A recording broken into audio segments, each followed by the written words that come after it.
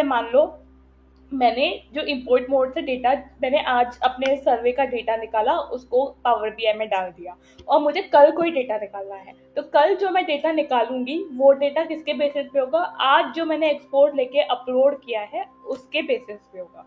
लेकिन अगर मैं अपने सीक्वल सर्वर को ही पावर बीआई से कनेक्ट कर दूं और 12:05 को, आज 12:05 को मैं डेटा निकाल रही हूँ या कोई मॉडिफिकेशन कर रही हूँ, तो तब तक जो भी डेटा आया होगा रियल टाइम पे वो सारा अपडेट होगा।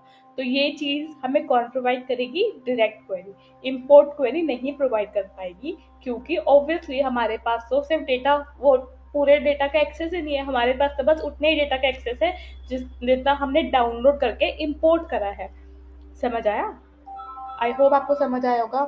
सो अगर नहीं समझ आया ना, then we can discuss this in, क्योंकि बहुत बड़ा टॉपिक है। आई डोंट नो कि आप लोगों को कितना पता है। अगर ऐसे कोई क्वेश्चंस होंगे ना जो आपको और ज़्यादा डिटेल में चाहिए होगा, तो मैं क्या करूँगी, छोटे छोटे सिर्फ एक एक टॉपिक पिक करके सिर्फ उसी का वीडियो बनाती रहूँगी। उसके लिए आप लोग मुझे कमेंट सेक्शन में बताना पड़ेगा, ठीक है? तो now let's proceed with the next question. What is import mode in power BI?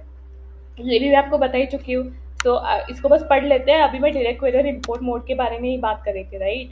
In import mode, data is loaded and stored in power BI in memory engine which provides faster performance and advanced modeling capabilities. It is default and most commonly used mode.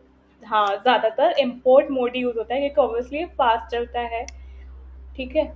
इसका drawback बस ये है कि जब power BI को हम लोग, एक तो रियल टाइम डेटा नहीं आता, ठीक है? इम्पोर्ट मोड में जो आपने एक्सेल अपलोड कर दी वो अपलोड कर दी, उसके बाद जो डेटा आ रहा है वो डेटा लेने के लिए आपको दोबारा उसमें फाइल अपलोड करनी पड़ेगी, ठीक है? वो एक लिमिटेशन हो गई। और दूसरे की पावर बीआई में जब हम डेटा इम्पोर्ट करते हैं तो वो स्पेस जो है वो ऑक्यूपाई करता है, लेकिन इम्पोर्ट मोड फास्ट चलता है।